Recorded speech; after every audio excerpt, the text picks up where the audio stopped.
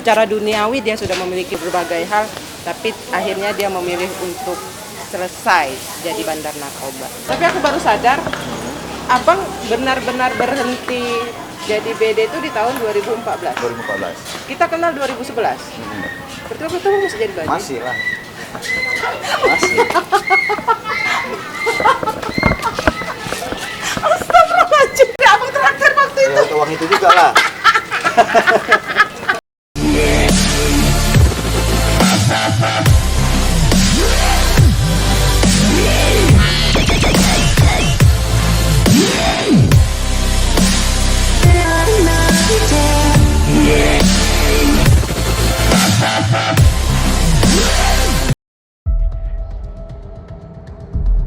Assalamualaikum warahmatullahi wabarakatuh. Woy, ketemu lagi kita di channel Potret Bisnis. Potret Bisnis. Saat ini aku berada di kawasan Kampung Bubur. Dahulunya namanya Kampung Bubur dan ini dikenal sebagai tempat peredaran narkoba nomor 4. Nah, untuk konten kali ini kita akan berbicara terkait dengan bandar narkoba yang sudah tobat dan dia memilih hidup dengan tenang. Mau tahu siapa orangnya? Ya, aku.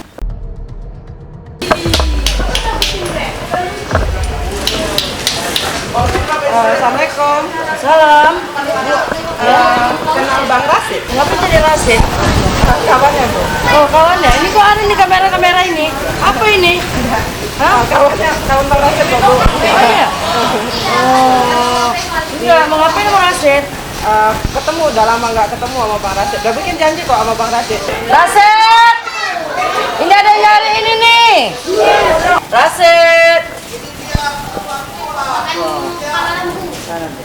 Sana kita bilang dulu ya. Itu dia Pak Rasid ya.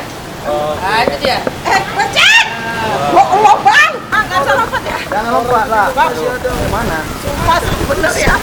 Awak kena senggak di sini. Awak kira dia mau jajah, awak kena senggak rupanya di sini juga ya. Apa kabar Abang? Deska, kalau ibu ini rasa sesuatu yang baik dalam hidup. Oke.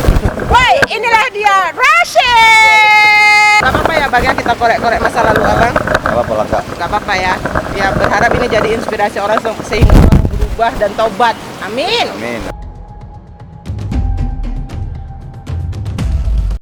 Sejak kapan Abang tinggal di kawasan ini? Dari lahir saya memang di sini. Dari lahir di sini sampai ya usianya udah cukup ya Dewasa. 2014 lah. 2014 baru keluar dari sini. Kalau jadi bandar narkoba itu sejak kapan? Kalau dari bandar itu 2005 itu udah mulai main. Kalau dulu namanya masih zaman ganja, kampungnya masih ada musik ganja. Belum ada namanya ya sabu nggak semarak lah. Masih orang-orang tertentu yang mengetahui tentang sabu itu. Tapi kalau ganja, ya itulah awal asal muasalnya kampung ini memang. Oh, oke. Abang mulainya itu di ganja dulu. Ganja baru dulu, bandar sabu. Bandar sabu. Iya, baru main sabu. Beralih Itu dia. Beralih. Oke, jadi berarti abang waktu itu cuma ganja, sabu. Ada juga apa namanya inek ya, inek juga. Oh, ini ada juga. Itu penghasilan abang berapa itu Bang? Penghasilan, kalau dibilang penghasilan lumayan lah Kak. Lumayan lah, nggak mungkin gaji orang sampai satu hari itu 10 jutaan, bisa sampai lebih. Oh, itu sehari? Ya sehari, karena putaran narkoba sih pada saat itu emang luar biasa di sini. Abang kan jualan itu, gitu. Abang pakai juga nggak? Kalau sabu nggak pakai, cuman ganja aja. Nah, kalau dulu di sini nih memang, ini di sini tempat-tempatnya nih. Gang ini, lorong ini. Dulu di sini memang orang dari satu kota Medan tuh kemari lah semua. Lokasinya lah dulu di sini. Ini tempat dulu tempat bilang orang kita pakai di sini. Ya, kita pakai di sini orang masuk ke dalam keluar bayar. Gitu. Di sini disediakan semua tempat bong, alat-alat semua di sinilah. Ini udah kosong nih. Jadi dulu ketika abang jadi bandar, harta abang itu apa aja? Kalau lumayan juga bisa beli rumah 2. Oh wish. Ada itu satu di Bogor lagi kan. Terus ada mobil, ada kereta, belum lagi emas, pakai rantai emas putih semua lah. Jadi memang glamor lah, wah lah, orang pikir kita anak toke kan. Padahal jadi itu dia. Oke. Nah, itu abang dapat barang-barang itu dari mana itu? Kalau barang-barang ada dari kawan yang di dalam penjara pada saat itu. Jadi dialah yang support kita, kan? Dia support untuk menyuplai kemari. Saya di sini, ya udah, sini jual, saya makan semua sini. Nah, ini kalau harganya zaman dulu sama zaman sekarang beda nggak sih bang? Jelas beda. Kalau dulu masih mahal, kalau sekarang udah murah. Oh ya? Iya. Oh, jadi kalau dulu sabu lah, itu misalkan sabu, abang jualnya per poster kan ada yang Dia kecil-kecil pakai gitu. paketan namanya. Ya paket-paketan gitu. Paketan. Kalau abang juga kayak mana? Ini sama, seperti itu juga pakai paketan juga. Paketin ada yang 50.000, 100.000, tergantung orang. Tergantung orang. Tergantung orangnya dia mau pakai yang kayak mana. Iya. Itu. Nah, ini jadi gini, abang kan jual paket-paketan itu. Bisa dikasih tahu nggak modal berapa, untungnya jadinya berapa? Kalau dulu modalnya masih 800.000 1 gram itu kan. Terus kita jual 1 juta gitu kan. Kita jual 1 juta berarti 1 gram aja bisa dapat untung 200.000. Nanti kalau satu hari putaran kita 1 on itu kan bisa sampai ya 20 jutaan, 30 jutaan. Itu sekali habis tuh barang segitu lah. Makanya menggiurkan. Oh, sangat Kalau menggiurkan ya bang ya? hitungan nominal ya menggiurkan pada saat itu. Gitu. Cuman resiko juga tinggi kan, pasti kan? Iya pasti. Gitu. Nah, terkait dengan resiko ini, abang kan pernah nggak sih ditangkap gitu di apa? Gitu? 2008 aku ketangkap juga enggak. Awak kira abang licin kali rupanya enggak? Enggak licin-licin kali lah. Cuman ya memang pada saat itu memang kalau dibilang naas ya, memang bukan naas lah, memang harus masuk ke dalam itu memang seperti apa ya, memang dijebak lah. Semua memang nggak ada yang murni ditangkap gitu, tapi asal jebakan juga, itulah dia ketangkap. Kita keluar dari sini, tiba-tiba kita mau beli barang pada saat itu, udah pesan barang, rupanya udah ketangkap orang, kawan kita udah ketangkap. Akhirnya kita pun harus ketangkap juga, gitu. Oh, gitu. Itu habis banyak lah ya bang? Ya 2008 loh. Ya lumayan lah. Nah, habis lah nggak tertinggal lah udah. Nggak itu, kalau hitung-hitungannya lebih bagus kita di luar lah. Abang jualan penuh dengan risiko. 2008 itu ketangkap, udah sempat ngerasai rodeo. Ya. Nah, tapi abang waktu itu masih jualan juga, masih berdagang itu Habis juga. 2008 tetap pulang dari penjara, bukan malah kita baik, enggak. Kita makin besar. Kenapa? Di sana kita ketemuan bandar-bandar yang lebih besar lagi. Nah, makanya saya pikir bukan solusi gitu ketika kita ditangkap terus kita tidak jadi baik keluar, enggak juga makin malah besar karena banyak yang link kita lebih banyak lagi. Jadi kalau boleh tahu nih bang, dalam sehari abang tuh bisa berjual berapa? Kalau untuk sabu ya, kita nggak usah cerita tentang. Kalau pada saat itu kalau kampung ini masih ya jadi 24 jam udah bergerak terus ya, kalau dibilang dalam satu hari bisa 1 on bisa habis. Luar biasa berarti duitnya ya. Karena sabu pada zaman aku main dulu, kalangan itu nggak hanya kalangan atas, tapi sampai maaf kata nih, orang becak nih udah pakai. Di kalangan bawah, makanya ada timbul paket-paketan pahe lah, gitu, paket hemat. Iya. Oke, bang, ini abang dapatnya itu kan tadi abang bilang dari penjara. Dari penjara. Selain dari penjara itu dapatnya gimana? Maksud aku gimana sih prosesnya dari penjara bisa masuk sampai ke Jadi abang yang orang di penjara itu juga sebenarnya kalau kita bilang komunikasi tetap jalan karena pasti ada handphone situ di dalam. Jadi kita komunikasi sama bos kita di dalam, kita di luar, ya tinggal komunikasi aja. Nanti bos juga ngarahkan ke orang lain untuk ngantar ke kita. Akhirnya kita lah ketemu sama kaki tangannya si bos itu, gitu. Jadi bos tuh tinggal komunikasi aja. Jadi penjara tuh bukan berarti dikurung dalam penjara, enggak. Tapi di dalam itu malahan apa yang nggak ada di luar, di sana nggak ada, gitu. Nah, ini kawasan kita ini tadi abang udah ngasih tuh lorong atau kawasan yang paling parah itu di kawasan yang mana? Ya di bawah tadi nih. Oh, yang di bawah ini tadi? Oh, jadi di bawah kita lewati ini, tadi. di sinilah dulu ada jackpot. Jadi lokasi judi juga di bawah, tempat pakai. Jadi semua di bawah ini dulu. Di sini numpuknya di bawah ini, gitu. Jadi lokasi kalau di Kampung Kubur nih, lokasi yang paling mahal tuh di sini. Oh. Lokasi paling mahal ini kak. Iya. Kenapa bilang mahal? Karena kalau orang misalnya punya jackpot nih 10 jackpot satu hari dia bisa 50.000 kita harus bayar satu jackpot. Kalikan aja kalau 10 500.000 500.000 kali sehari ya. sebulan udah berapa itu 5 juta. sewa. Nah, itu. 500 100 juta 500. Itu satu hari. 3 hari itu 500 kali 5 kali 3 15 juta, Bang. 15 juta itu dia. Cuma ruang satu peta Iya, gitu. itu dia. Jadi hitungannya gitu. Gitu. Tapi kenapa yang paling bawah paling mahal? Karena memang di kampung ini di bawah inilah yang paling apa ya, pada saat itu memang orang merasa enak di sini nih. Meskipun bukan hanya di sini, ada juga tempat-tempat lain juga ya masing-masing lah menawarkan tempat gitu kan. Tapi yang paling orang cari ya di bawah ini lokasi ini. Kalau ditotalkan, Bang, Abang berapa lama sih menjadi BD? Jadi 2005 sampai 2014. Berarti hampir 9 tahun. 9 tahun jadi BD.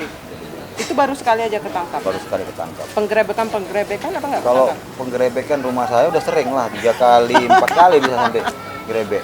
Jadi memang naasnya aja memang 2008 harus kena kan gitu. Itu kenapa bisa Bang selamat ketika masa-masa penggerebekan? Pada saat ada itu dukungan memang orang atau gimana? Karena kan ketangkapnya di luar. Tapi kalau di dalam kampung ini pada saat itu masyarakat masih membantu.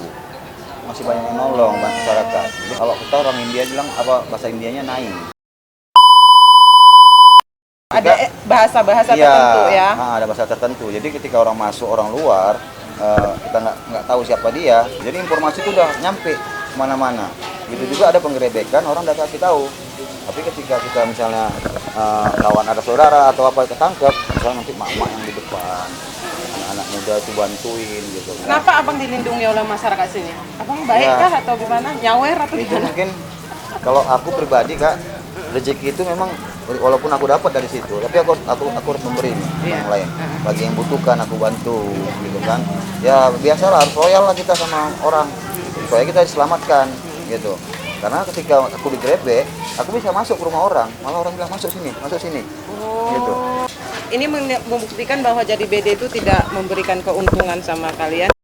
Mau lihat hari ini kan nggak seperti dulu nih. Hari ini udah banyak perubahan tentang Kampung Sejahtera ini. Jadi kalau mau lihat, ayo kita ke bawah sana. Kita lihat tuh perubahannya seperti apa nih Kampung Sejahtera hari ini. Saat ini Bang Rasid sudah punya misi untuk mengubah kampung kubur ini menjadi kampung sejahtera. Akhirnya dibentuklah perkumpulan pemuda-pemudi kampung sejahtera. Itu tidak lepas dari tangannya Bang Rasid. Kenapa Abang membuat perkumpulan pemuda-pemudi kampung sejahtera? Dan mengganti namanya menjadi kampung sejahtera? Sebenarnya kalau mengganti nama itu bukan kita yang ganti. Jadi kita boleh duduk ya Bang?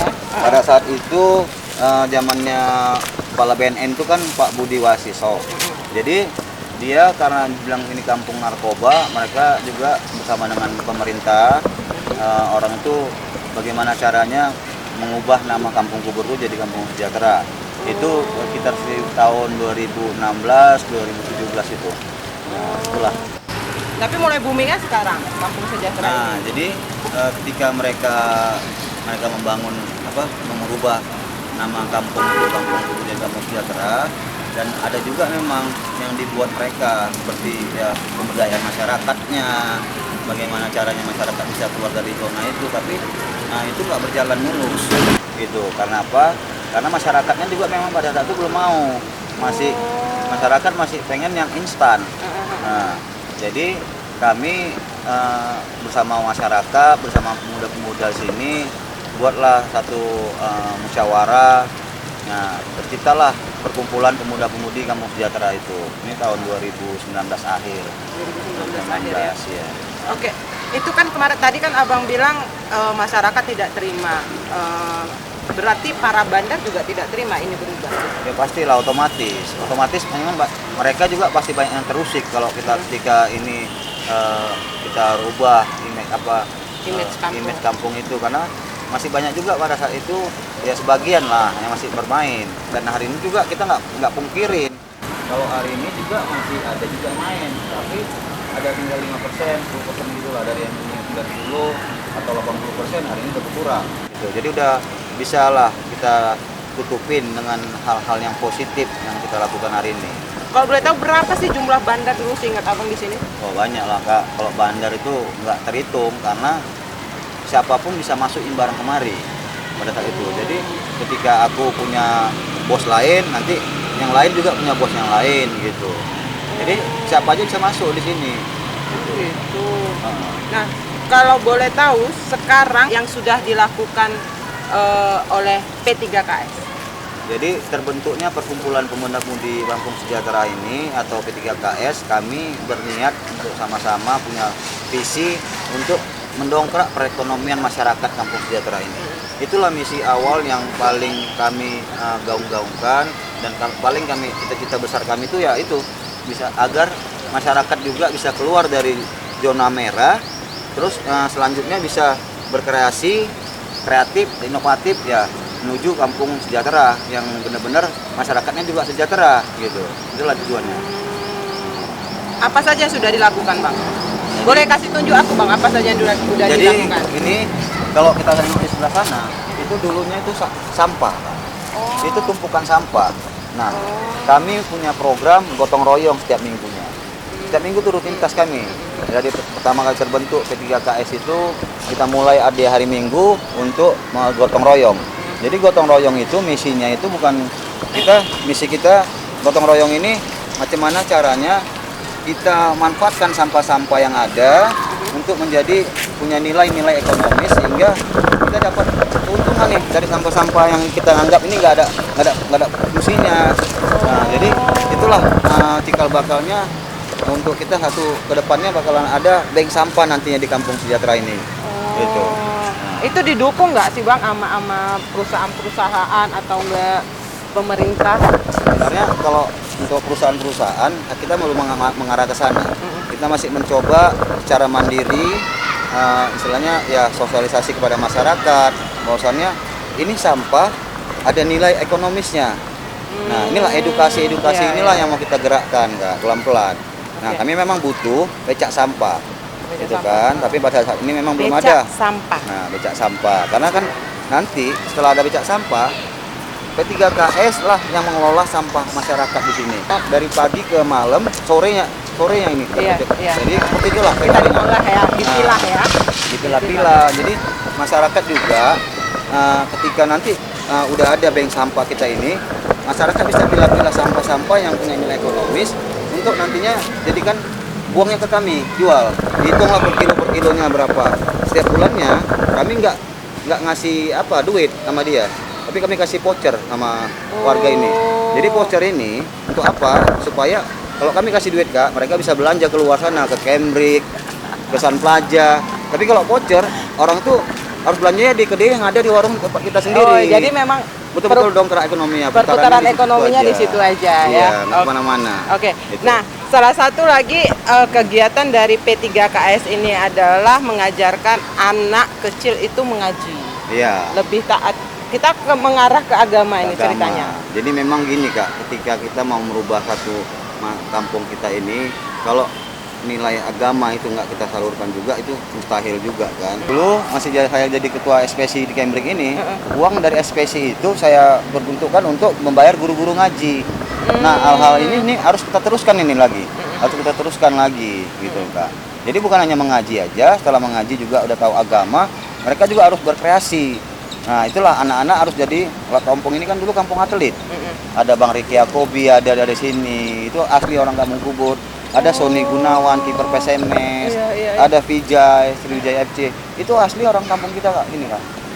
Nah, hari ini kami buat juga bukan hanya sepak bola, tapi panjat dinding. Nah, di lokasi itu dinding ini di sinilah anak-anak Kampung Sejahtera berlatih untuk panjat dinding. Mereka berlatih di sini nih. Dan ini juga kita udah diapain sama federasi panjat tebing. Bang, kita cari tahu dulu apa alasan Bang Rashid untuk bertaubat dan bagaimana kehidupannya setelah bertaubat. Apakah menjadi lebih baik atau Abang lebih makmur nggak sih setelah taubat? Lebih bahagia hidup, Kak, pastinya. Rasa takut nggak ada lagi, was-was nggak ada lagi kan? Iya. Udah nggak ada yang takutin lagi kita, Kak. Nah, tapi kalau secara materi kan Abang kurang sekali. Kalau itu awak rasa relatif Kak, ketika kita bisa mensyukuri nikmat-nikmat Allah, udah alhamdulillah tuh Kak, aman semua. Aman semua. Berarti ini udah nikmat kali Bang. Udah nikmat lah. Tinggal kita nyari macam mana caranya bisa hidup kita ini bisa bermanfaat buat orang lain, tinggal itu aja. Tahun 2014 Abang pure tobat. Ya. Nggak pernah berdagang lagi, nggak pernah apa segala macam. Apa sih alasannya Bang sampai Abang memutuskan itu? Sebenarnya titik jenuh ya Kak. Udah jenuh kan dengan dunia-dunia itu, kita jenuh lah. Udahlah, apa sih yang kita cari lagi, karena uang kita banyak pun belum tentu menentukan bahagia gitu kan Kak. Jadi aku pikir ya udahlah, kalau memang aku harus keluar dari kampung ini, aku ya udah keluar aja, coba cari jalan yang lain. Ya mudah-mudahan ya kita bisa hidup kok di luar sana tanpa itu juga. Nah udah aku buktikan pelan-pelan nyari kerjaan yang lain, alhamdulillah masuk ke media televisi kan, diterima di situ. Nah dari situ pelan-pelan kita Kak, coba untuk mencari jati diri kita sebenarnya. Itulah ke jurnalis yang seutuhnya sebenarnya. Gitu. Abang bertahap nggak sih tobatnya atau langsung? Ya bertahap lah Kak, bertahap. Dia nggak langsung stuck, kita langsung hilang semuanya gitu, enggak. Akhirnya pada saat 2019 hidayah itu memang datang lama awal. Kalau masalah timpang, perbedaan rezeki dari dulu sama sekarang ya jelas sudah beda Kak. Ya kan, kalau dulu kita gampang, apapun semuanya gampang, hari ini kan agak sulit. Tapi ketika aku mensyukuri nikmat itu, ya jadi nggak ada rasa apa-apa, nggak rasa berat, udah nikmatin aja hidup ini. Pernah di ini enggak nih? Si Rasa ini tobat nih, nanti dia jadi apa? Kibus gitu. Kibus itu. Kalau sampai segitu, aku rasa enggak, karena orang tahu kita ini bukan pengkhianat, tapi pemberontak sebenarnya. Ya. Jadi Di makanya, situ amannya ya? ya, Bang, itu aman. Jadi ketika hari ini kita balik lagi kampung ini, kita nggak dianggap gitu. Itu apa sih Bang? Maksudnya kan pasti timpang tuh dari yang have everything tiba-tiba harus terbatas gitu. Ya. Maka aku bilang, kita terlalu harus bersyukur aja. Apapun hari ini yang kita dapatkan, kita harus syukurin. Jadi aku rasa dengan Di rumah tangga gimana iya itu? sama. Alhamdulillah hari ini juga rumah tangga baik-baik aja, bahagia, tanpa mesti harus mewah-mewah, hidup war-warnan. Nggak selamanya kan. Yang namanya bandar narkoba itu bisa kita pegang harta itu dengan baik. Karena pasti ada aja masalah. Pasti ya. Pasti aja masalah. Nggak ada yang abadi. Karena yang kita kita jual pun kepada Kita dapat. orang-orang yang kurang waras juga ya. Akhirnya pun syukur juga kita nggak apa ya, masih waras. Tapi kalau kita harus gila juga gimana? Oke, Pak Rasid, terima kasih banyak sudah menginspirasi lah ya kepada kita. Semua kita doakan supaya Bang Rasid itu tetap istiqomah di jalan ini. Terima kasih untuk kalian yang sudah menonton. Jangan lupa untuk subscribe, like, komen, dan share channel kita ke berbagai orang-orang yang kamu sayangi. Ada pesan Bang untuk para woi terkait narkoba yang nggak jelas itu? Lebih baik jauhi narkoba. Jauh juga BD-nya. Jangan jauhi narkoba, deketi BD-nya, sama aja kan? Nah, Tapi kita dekat loh waktu itu.